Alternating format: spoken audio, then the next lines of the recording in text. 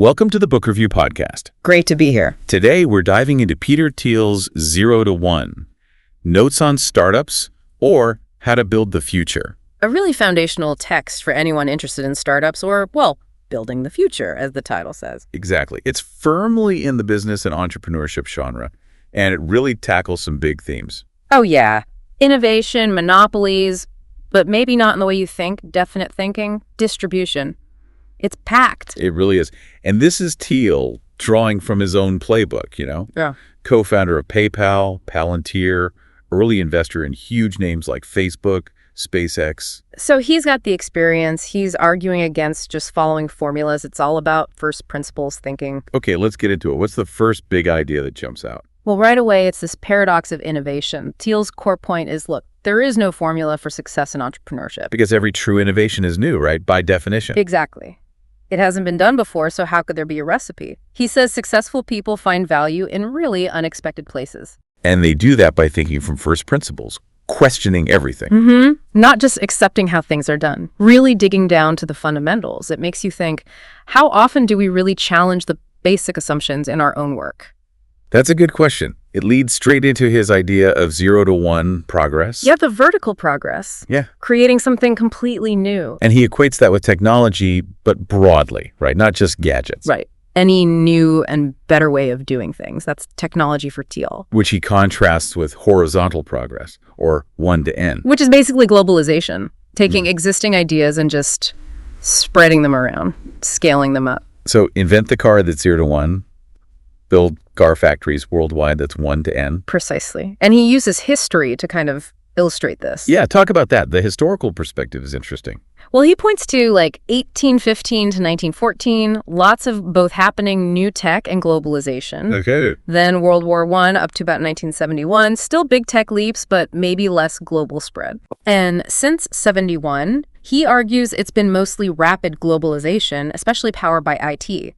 Spreading existing tech. So the implication is maybe we haven't been doing enough new stuff outside of information technology recently. That's the question he raises. Have we focused more on copying than creating? It's a provocative thought. And it gets even more provocative when he says progress isn't automatic. Oh, yeah. That's huge. He reminds us, for most of human history, societies were basically zero-sum. My gain is your loss. A fixed pie. Exactly. This idea of relentless, continuous technological progress. That's actually pretty recent. Started around, the 1760s? And lasted till about 1970, in his view. That relatively short period gave us most of the wealth we see today. It wasn't guaranteed. It had to be actively created. It wasn't just, bound to happen. That historical context is so important. It means if we want continued progress, we actually have to make it happen. We need that conscious effort to generate new value, not just shuffle the existing deck shares. So if we need this 0 to 1 innovation, where does it come from? Thiel's answer: startups. Small groups with a mission. Yeah. He gives a negative reason and a positive one. Negatively, big organizations are just often too bureaucratic, too risk-averse to really innovate. Makes sense. And doing it alone is almost impossible. Right. But the positive definition is what I find really compelling. Go on. He says a startup is the largest group of people you can convince of a plan to build a different future. I like that. It's about belief. Yeah. Shared vision. Exactly. Their key strength isn't just being nimble, it's the ability to think differently, to question everything and rebuild from scratch. Okay, so startups are key. But then he looks back at the dot-com crash. That seems relevant. Hugely relevant. He points out first that the late 90s weren't all boom times. There was recession, slow recovery. The mania was actually pretty short. Right, the memory gets distorted. And the crash taught some lessons. Or maybe over-taught some lessons. What were those lessons again? Number 1, make incremental advancements. Small steps. Okay. 2, stay lean and flexible. Don't overcommit. Standard advice now. 3, improve on the competition. Just do what they do, but slightly better. And 4, focus on product, not sales or marketing hype. These all sound pretty reasonable, actually. They do. But here's Thiel's contrarian take. He argues these lessons became unquestioned dogma. And that stifled bigger ambitions. Exactly.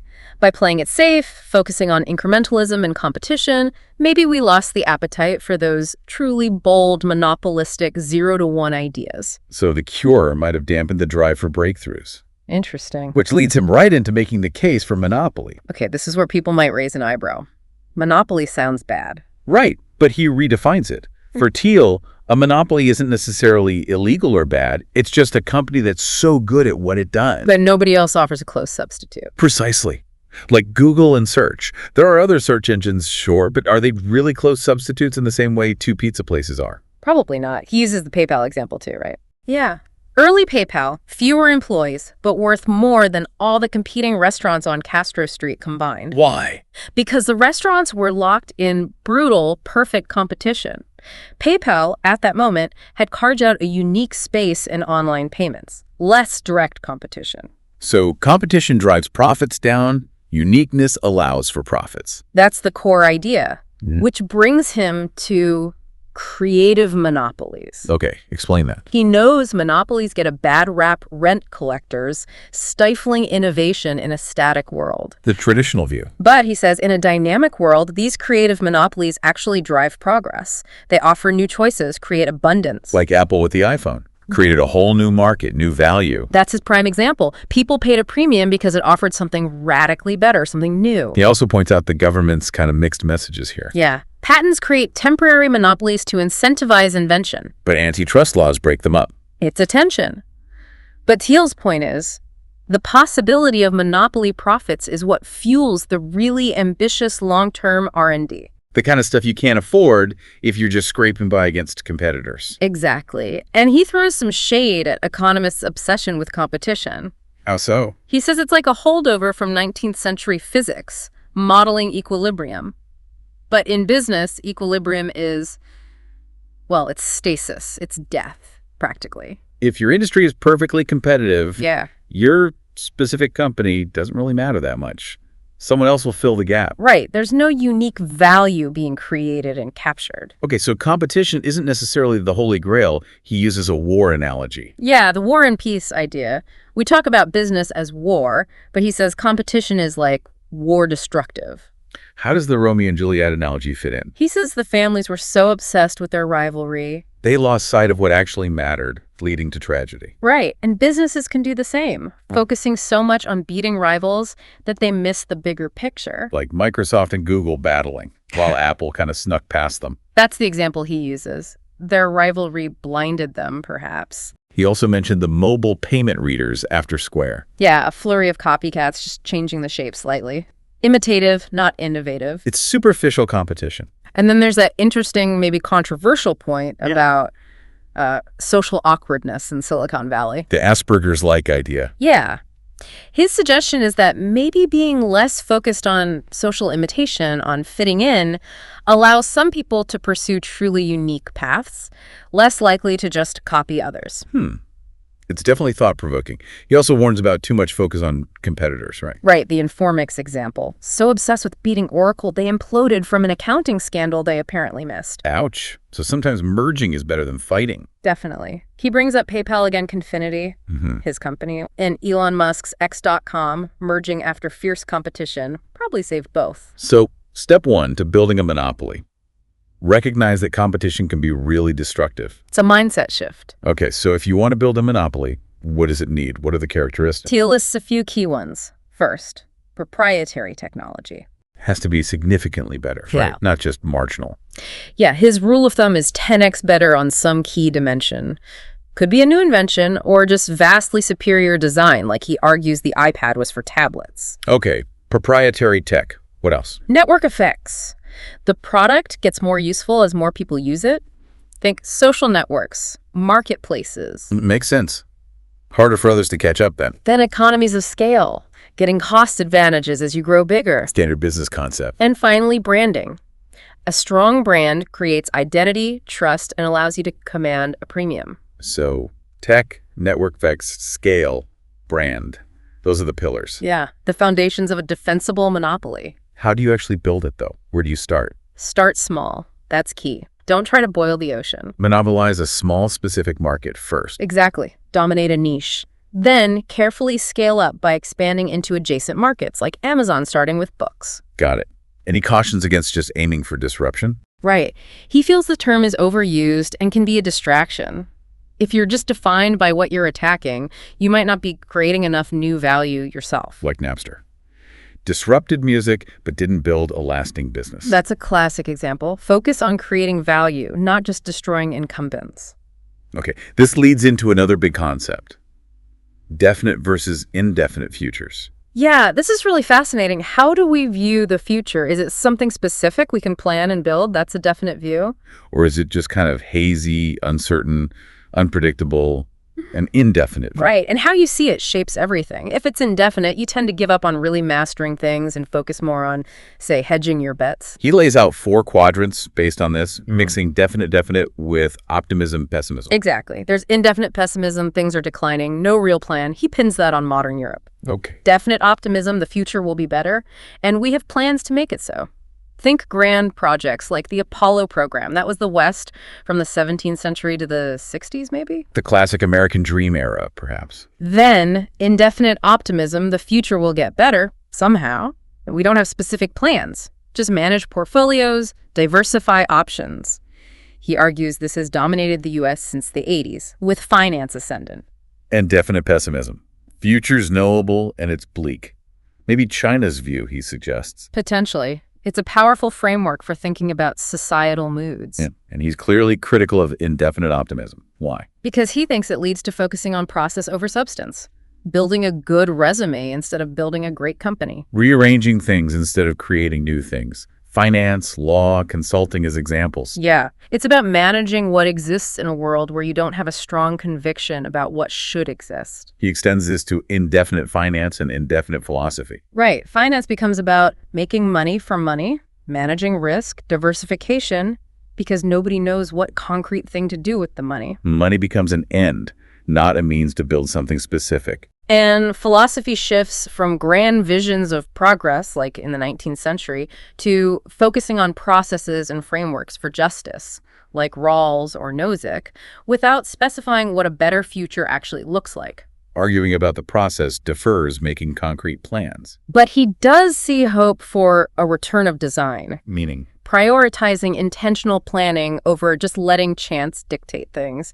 Steve Jobs is his icon here. Not just product design, but business design. Multi-year plans. Exactly. Rejecting the minimum viable product idea in favor of creating something truly great from the start, that requires a definite vision. And he argues companies with these definite plans are often undervalued. Because in an indefinitely optimistic world, people discount bold, specific plans. They prefer flexibility options like Yahoo lowballing Facebook early on. So a startup, for Thiel, is a bastion of definite optimism, a place where you can have mastery. It's the largest endeavor where you can really push back against the tyranny of chance, as he puts it. Okay, let's switch gears slightly. The power law in venture capital. What's the key idea there? It's simple, but profound.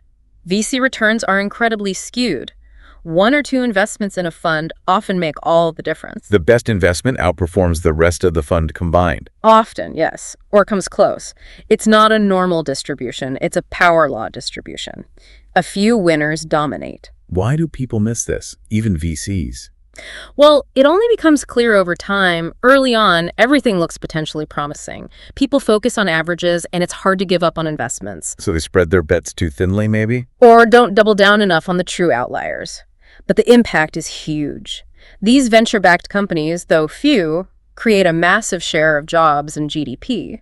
What's the takeaway for individuals, then? Maybe don't automatically assume starting your own company is the best path. Joining a rocket ship, one of those power law winners, could be far more impactful. That's interesting advice. Now, he takes a bit of a dark detour with the Unabomber and hipsters. What's that about? It's about a perceived loss of faith in the technological frontier. He uses Kaczynski's argument, maybe slightly tongue-in-cheek, that modern people are depressed because all the hard problems feel solved, leaving only easy or impossible ones. Oh. A lack of meaningful challenge. Yeah. And he sees hipster culture, with its retro focus, as a symptom, a yearning for a past that felt more optimistic about the future. It's a cultural critique linked to technological stagnation. He also mentions fundamentalist thinking. As another way of avoiding hard problems, retreating into easy truths or unknowable mysteries, avoiding the difficult middle ground where real progress happens. This ties into his idea about secrets. The world according to convention. Right. If you believe there are no secrets left to discover, Then you basically believe all the big questions are answered, which leads to complacency. exactly. He uses slavery as an example. It was once a conventional truth, an open secret maybe, that needed to be revealed as a massive injustice. Progress requires finding hidden truths. And he uses HP's decline as a cautionary tale. Yeah. A company that stopped truly inventing, focused on process and acquisitions, lost sight of the technological secrets it was founded on, became obsessed with internal drama instead of external discovery. Finding secrets requires looking for them, like Andrew Wiles proving Fermat's last theorem. It takes dedication, often working against convention, and every great business, Thiel says, is built around a secret. Sharing it creates your initial team, your co-conspirators. Which leads perfectly into founding teams. Founding matrimony. Choosing a co-founder is critical. Like a marriage, founder conflict is incredibly destructive. His advice is to have a shared history beforehand. Don't start a company on a first date, basically. Pretty much. That prehistory builds trust and understanding. And this extends to the whole team. Ownership, possession, control. Yeah, alignment is crucial. Everyone needs to be pulling in the same direction, focused on long-term value. Equity is the tool for that. It's a key tool. It aligns incentives towards the long term, but you have to allocate it carefully to avoid future fights. It shows who's really committed. And the founding moment is unique. Extending the founding. Absolutely. You set the rules, the culture early on. That opportunity doesn't really come again. How do you attract the right people then? By having a compelling mission, not just we're doing important work, but we're doing this uniquely important thing that no one else is. Like the early PayPal team, united by that shared nerd identity and the specific mission of digital currency. That shared focus and identity can be incredibly powerful, especially early on. He then compares startups to cults of cults and consultants. Yeah, slightly provocatively. He means the best startups are often fanatically committed to a truth or vision that outsiders just don't see yet. A kind of shared secret knowledge. Exactly, and you won't learn those secrets from hiring consultants. It has to come from within. Okay, shifting again. The importance of sales and distribution. If you build it, will they come? His answer is basically no, not automatically. People underestimate sales, especially engineers. Hugely.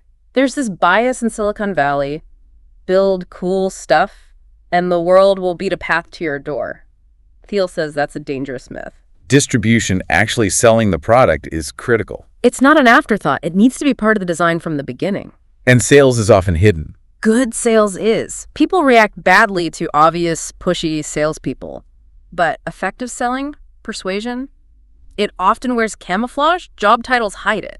The idea that a great product sells itself is a lie. According to Thiel, yes, distribution is essential. And there's a power law for distribution too. Yeah.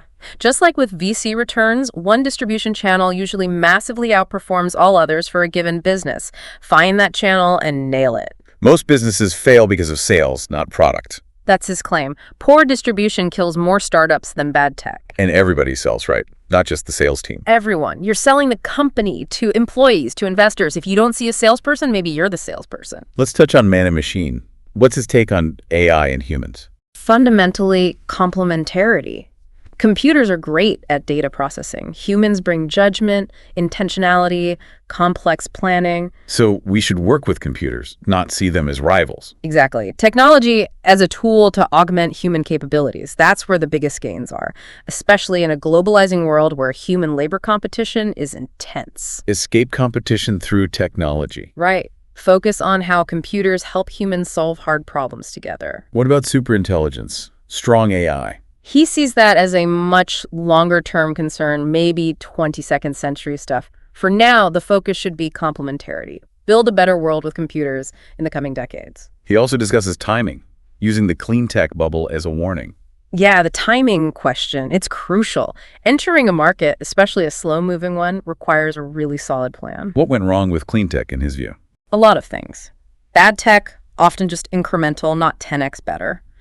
Bad planning, misunderstanding markets, niche versus large scale. Bad teams, maybe not enough technical expertise at the top. And bad distribution relying too much on government or investors, not actual customers. But Tesla was an exception. He argues Tesla got the key questions right, including timing securing that big government loan during a specific window of opportunity. So just being in a hot sector isn't enough. Not at all. You need a superior solution for a specific problem. His advice for future energy startups: think small, find a niche first. Finally, the founder's paradox. What's the idea here? Founders of really impactful companies often have extreme, sometimes contradictory traits. Like they're both insiders and outsiders. Yeah, or visionaries and incredibly detail-oriented. Normal distributions don't always apply. Think inverse normal distribution extremes are more common. He gives examples like Branson, Hughes, Gates, Jobs. People who embody these paradoxes: artist and businessman, engineer and mogul, technologist and philanthropist. He also notes how legal attacks can derail founders. Like the antitrust case against Microsoft distracting Gates, perhaps. It pulls focus from innovation. And the return of a founder can be vital. Jobs back at Apple. A classic example. Sometimes that singular, maybe even eccentric vision is what's needed. He compares these companies to monarchies, in a way, led by the founder's unique perspective. Okay, wrapping it all up. Stagnation or singularity? What's the final message? He looks at humanity's long-term future, drawing on Bostrom's ideas.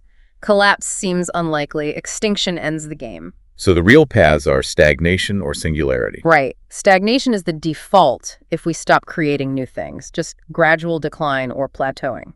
Singularity accelerating tech progress is harder to imagine, but much better. That's the hope. A radically better future driven by breakthroughs. And Thiel's final call to action is basically... Find those singular ways to create new things, to go from 0 to 1. Exactly. Think for yourself, see the world anew, and build that better future. It's a challenge.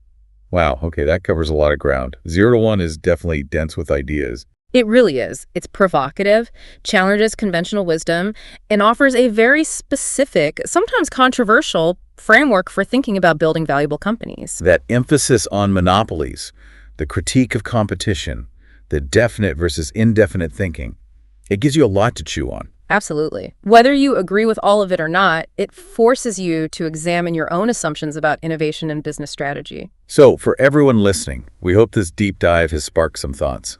Thiel's work is really a call to be more intentional, maybe more ambitious, in how we approach creating value. To look for those non-obvious opportunities, those secrets, and build something truly new. Thanks for listening to the Book Review Podcast. If you enjoyed this episode, don't forget to subscribe, share, and leave a comment. See you next time.